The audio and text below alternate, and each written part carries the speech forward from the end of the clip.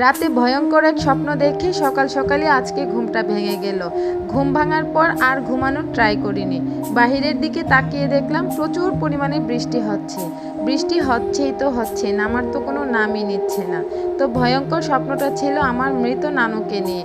নানুকে রাতে স্বপ্ন দেখে প্রচুর পরিমাণে ভয় পেয়ে গেছিলাম। আর যাই হোক, জীবনে কখনো একা থাকিনি।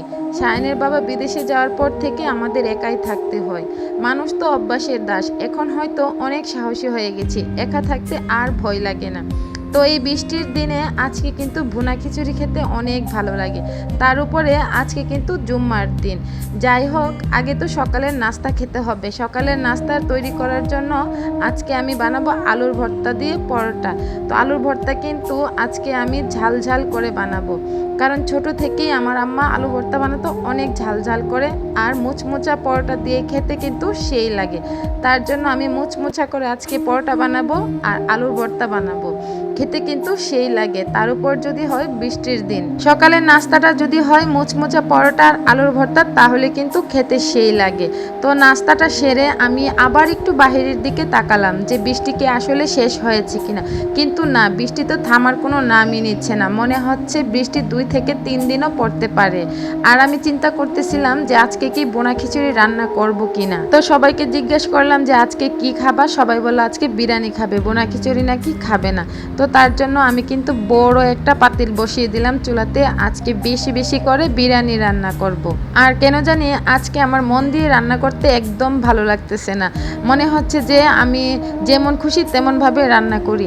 আর একটা কথা কি জানেন, যেমন খুশি তেমনভাবে রান্না করলে রান্নাটা কিন্তু সেই স্বাদ হয়, আর মন দিয়ে রান্না করলে সেই রান্নাটা আমার একদম বাজে লাগে। কিন্তু সবার ক্ষেত্রে কি এমন হয় আমি সেটা জানি না। আমার ক্ষেত্রে এমন হয়, আমি মন দিয়ে যাই রান্না করি তাই নাকি একটুও মজা হয় না, কিন্তু আমি যেমন খুশি তেমনভাবে রান্না করলে অনেক মজা হয়। আর বিরিয়ানির জন্য এত বড় পাতিল বসাইছি। আমার ভাগ্নি তো বলতেছে আমি নাকি আজকে অনেক অনেক বিরিয়ানি রান্না করব। তো ওরে বলতেছিলাম যে না, আমরা 2 বেলা খাবো, আমরা তো অনেক মানুষ, আমাদের এই ডেক্সিতে রান্না করলে অনেক সুন্দরভাবে বিরিয়ানিটা একদম ঝরঝরা হবে। তার জন্য কিন্তু আমি 2 প্যাকেট মশলা দিয়েছি বিরিয়ানির, যেন বিরিয়ানিটা একটু স্বাদ হয়, একদম খেতে ভালো লাগে। আর এমনিতেও আজকে হলো শুক্রবার। অন্যান্য দিনের থেকে আমরা শুক্রবার আসলে একটু ভালো খাওয়ার ট্রাই করি, আর বৃষ্টির দিন তাও তো অনেক ভালো লাগবে। শুক্রবার হলো গরিবের হজের দিন। আর আমি কিন্তু বিরিয়ানিতে আগে করা সিদ্ধ পানি দিয়েছি, যেন বিরিয়ানিটা একদম ঝরঝরা হয়। আর পানিটা যদি আপনি আন্দাজ করে দিতে পারেন তাহলে কিন্তু বিরিয়ানিটা অনেক অনেক ঝরঝরা হবে, আর দেখতেও সুন্দর লাগবে, খেতেও অনেক অনেক ভালো লাগবে। তো যাই হোক, বিরিয়ানিটা কিন্তু শেষমেশ রান্না হয়েই গেল। আচ্ছা, একটা কথা কি সত্য, গরমের দিন নাকি কাঁঠাল খাওয়া যায় না, কাঁঠালে নাকি প্রচুর পরিমাণে গরম থাকে। তার জন্য ভাবলাম ঘরে যেহেতু একটা কাঁঠাল আছে, আজকে বৃষ্টির দিন সবাই মিলে কাঁঠালটাকে একদম শেষ করে ফেলবো। সাথে কিন্তু আজকে আমাদের ঘরে লিচুও আছে।